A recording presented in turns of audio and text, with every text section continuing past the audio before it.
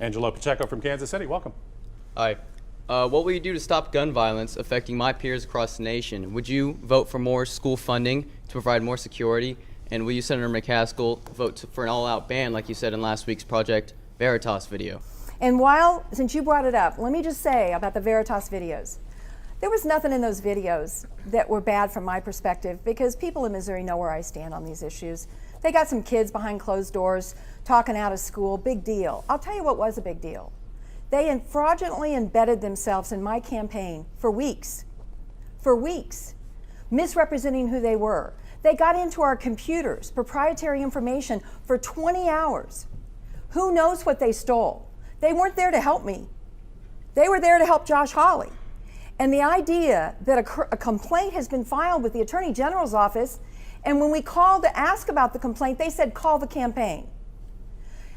The Attorney General's office cannot allow there to be a new normal, that fraud can be committed in anybody's campaign. I don't care if it's somebody I'm for or somebody I'm against.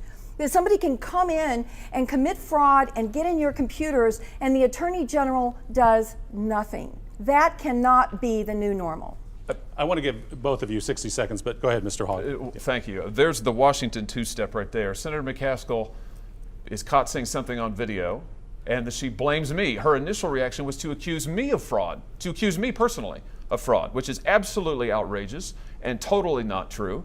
And then to ask for the state of Missouri, I guess, to appoint a prosecutor with taxpayer money to go after her political opponents. Now, I know it's become fashionable on campuses for liberal Democrats to shut down speakers they don't like, but I have never heard of the state appointing a prosecutor with taxpayer money to go after a political opponent. And to accuse me of, I just think it's, again, we're at the desperation phase of Senator McCaskill's campaign.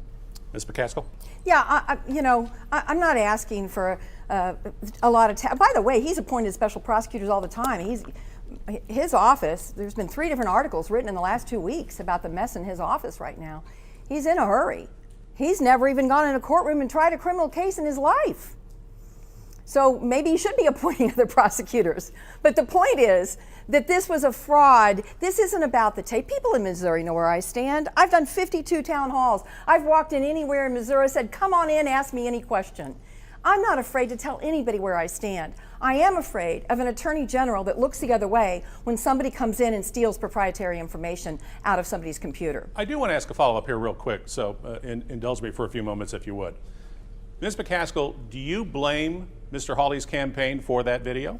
No, I don't blame him for that video, but what I do blame him for is when a complaint is filed under the Merchandise Practicing Act, which he talks about and touts all the time, with a clear prima facie case has been laid out, that instead of immediately saying, of course we'll look into it, they refer us to his campaign as if this was not a serious matter.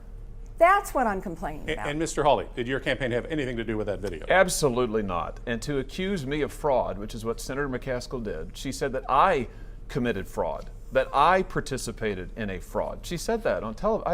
I didn't say it on television. It's on Color 10. The video is widely available. I'm sure it's being sent even now. So I invite you to look at the record. But these kind of desperate attacks are sad to see, especially at the end of it's been a long 36-year career for Senator McCaskill. But I hope that this isn't how she's going to go out.